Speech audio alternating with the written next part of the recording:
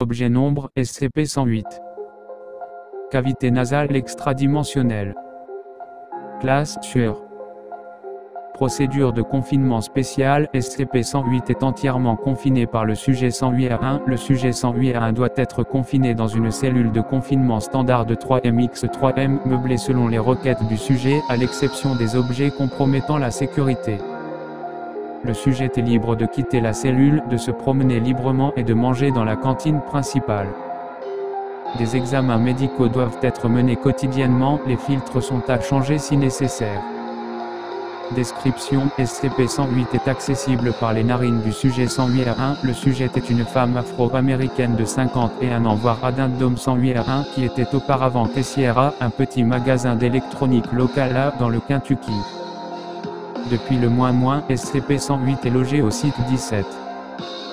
Les examens endoscopiques menés sur SCP-108 révèlent que la zone accessible à travers les narines du sujet n'est pas une cavité nasale humaine, mais un réseau de bunkers de construction allemande nazie, dédié à la production et la maintenance d'avions Messerschmitt Me-262 de la Seconde Guerre mondiale. Les explorations menées par des endoscopes robotiques révèlent que la structure possède des dimensions internes d'approximativement 2 km x 4 km, l'axe de la longueur étant parallèle au portail d'entrée-sortie.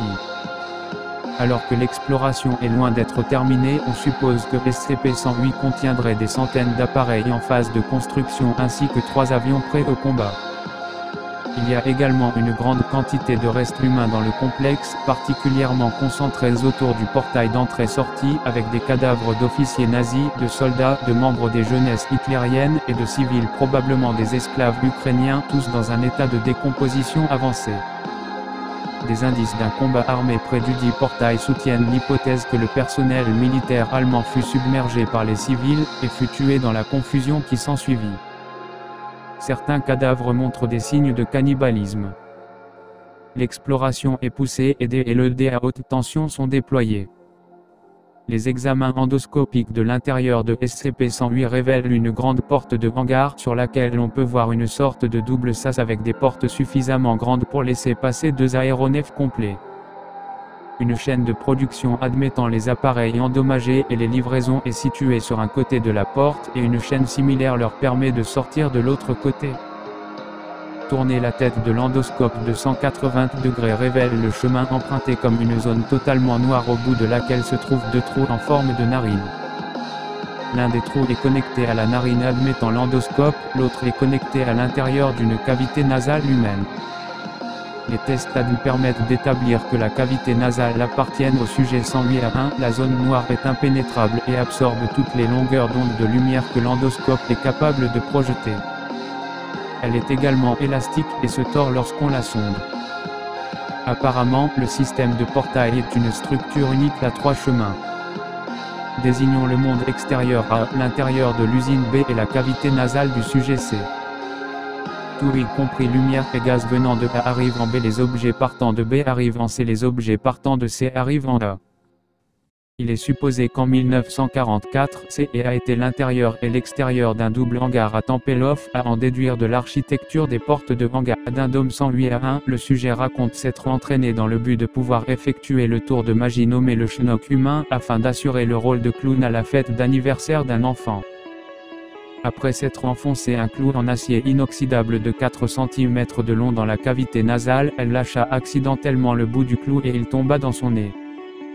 Elle remarqua immédiatement une puanteur de moisie atroce et fut sujette à des nausées et une légère désorientation.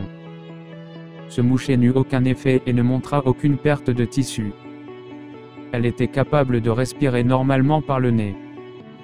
Après 3 jours, le sujet s'est habitué à l'odeur de Trouduc et a assuré son rôle de clown normalement, au grand plaisir de son neveu. Approximativement une semaine plus tard, après avoir enduré de nombreuses plaintes concernant l'odeur de son haleine, le sujet fut diagnostiqué pneumonique et placé sous traitement d'érythromycine. La pneumonie répondit aux antibiotiques mais réapparut une semaine plus tard. Son médecin nota que sa cavité nasale était entièrement noire au lieu de présenter l'intérieur normal d'un nez. Après son admission à l'hôpital pour pneumonie chronique, un examen avec un endoscope d'1 mètre en fibre optique permit à l'endoscope d'être introduit sur quasiment le mètre entier. L'Orle présent nota avoir vu un badge à l'effigie d'un aigle nazi à travers l'endoscope. Les notes d'examen furent récupérées par la Fondation durant un balayage de routine. Le sujet fut récupéré par la FIM Epsilon 9, déguisé en officier du SWAT, durant un raid juste avant l'aube en juin 19. À la fin de l'opération, le médecin généraliste, l'Orle, 11 membres du personnel de l'hôpital et 2 civils avaient été neutralisés. Le sujet fut examiné par le personnel de la Fondation, qui décida de lui introduire des unités à filtration d'air pouvant passer dans ses narines, puis être assemblées. Les filtres de ces unités doivent être fréquemment remplacés lorsqu'ils sont usés environ une fois par semaine, car le sujet inhale essentiellement l'atmosphère d'un charnier nazi autrefois scellé. Bien que le sujet ait été initialement hostile envers la Fondation, elle a réagi positivement au protocole de conditionnement psychologique et accepte désormais sa situation.